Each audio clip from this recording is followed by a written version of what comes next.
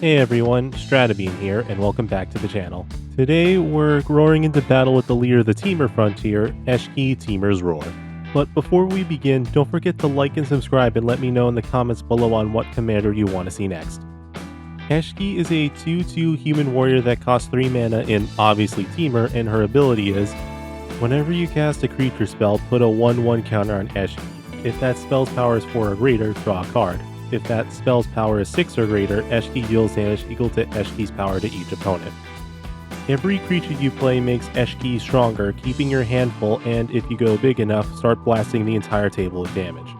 This deck is all about ramping into massive creatures, growing Eshki's power, and chaining value into table-wide burn. Let's get into it. Overview. In this deck, Eshki wants to do 3 things. 1. Ramp quickly so you can cast your 4 to 6 plus power creatures as soon as possible. 2. Grow Eshki's power by chaining creature casts every turn. And 3. Abuse Eshki's damage trigger to burn the table while still swinging with an ever bigger commander and an army of big creatures.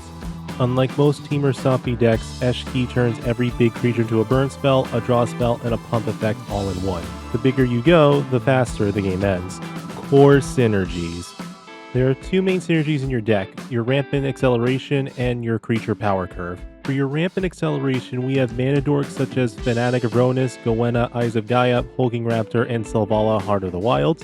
Land ramps such as Kodama's Reach, Farseek, and Nature's Lore. And mana reducers such as Animar, Soul of the Elements, which also gets stronger every time you cast a creature, and Temur Battle Crier, which makes creatures cheaper for each creature you control that has at least 4 power.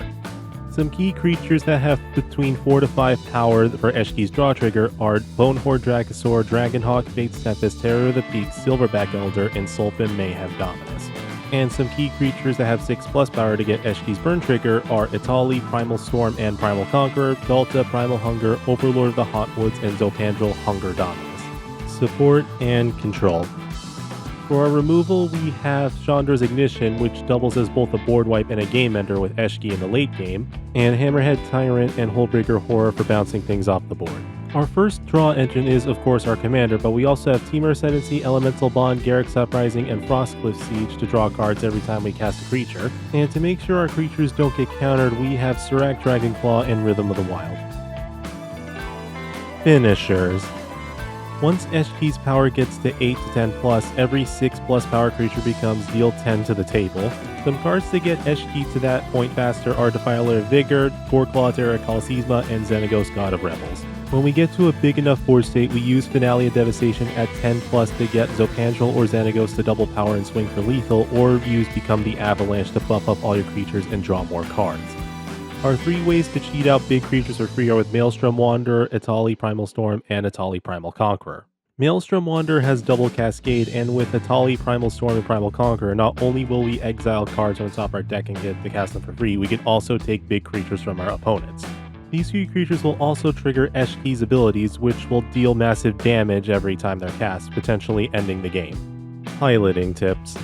In the early game, you ramp hard, play Eshki by turn 3, and set up a draw engine if you can. In the mid-game, prioritize casting 6 plus power creatures to stack damage and keep Eshki alive. Protection like Rogue Intervention and your counterspells matter here. And in the late game, 1 big turn is all you need, as you just need to chain creatures into creatures for multiple burn triggers or end the game with combat damage or 1 giant burn spell. And that's how I built around Eshki Temur's Roar. If you love decks where every creature cast matters, where you can win without even attacking, and where the board state gets scarier with every turn, this deck is for you. If you enjoyed the video, hit like, subscribe, and let me know what you'd like to see in the comments below. Until next time, bye.